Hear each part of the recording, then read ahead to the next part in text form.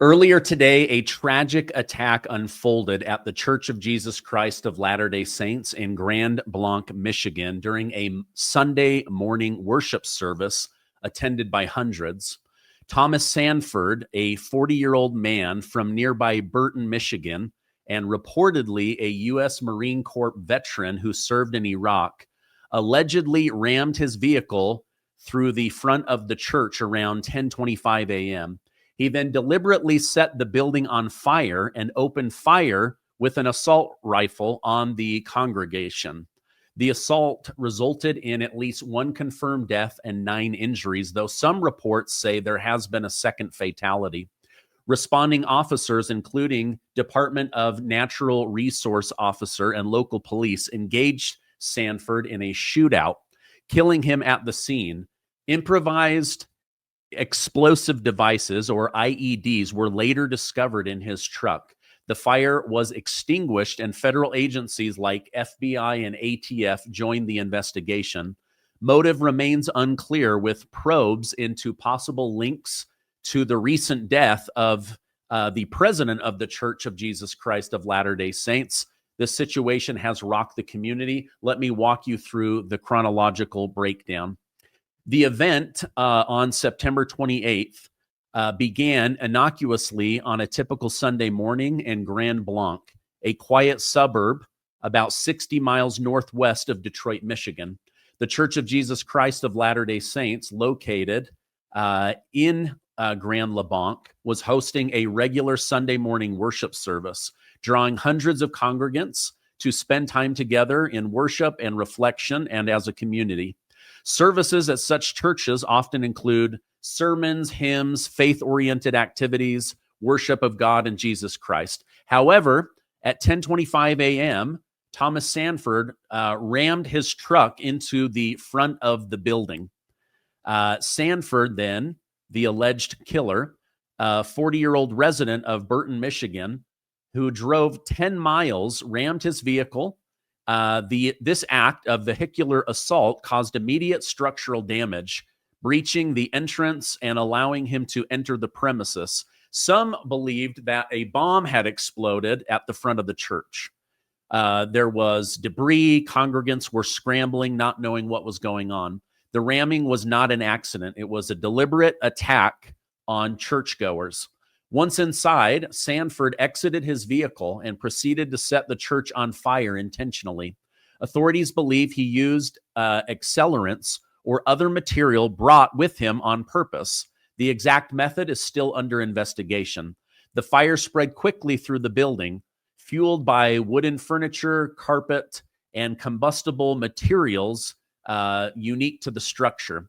Now, smoke billowed through the church, visible from nearby grounds and roads, as captured in video by local residents, who noted heavy plumes of smoke rising in the sky. The blaze endangered everyone inside, adding a layer of terror to the unfolding violence.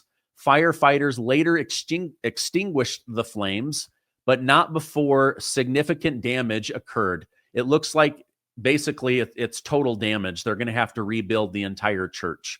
Now, no specific details to the extent of exterior damage are there, but basically the entire church caught on fire, and it looks like the roof has maybe collapsed and interior is completely burned. Now, amid the growing inferno and panic, Sanford then opened fire on congregants with an assault rifle.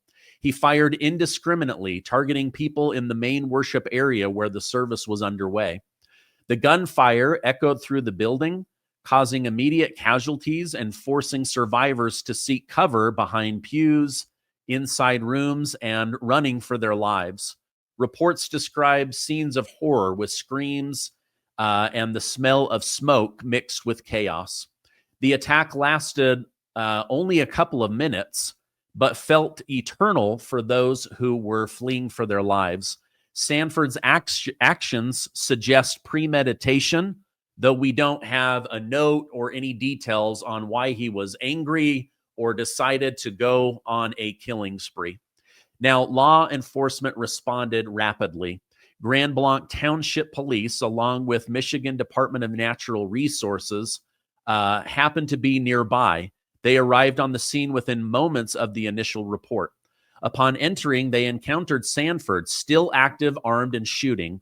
An exchange of gunfire ensued, during which Sanford was fatally struck by one of the officers. He was pronounced dead at the scene, eliminating any further threat, also blocking us from fully understanding why he did such a heinous thing. The quick intervention likely prevented the death of dozens of other people. The shooter was neutralized, and so were the detonation devices. In the aftermath, first responders focused on evacuating survivors, treating the injured, and combating the fire. Emergency medical services transported the wounded to a nearby hospital. Now, as of the latest update, one person has been confirmed deceased, although records say there may be a second.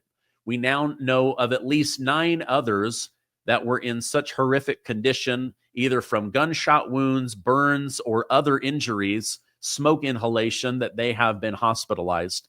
Some reports from earlier in the day suggest the second fatality, though that has not been confirmed.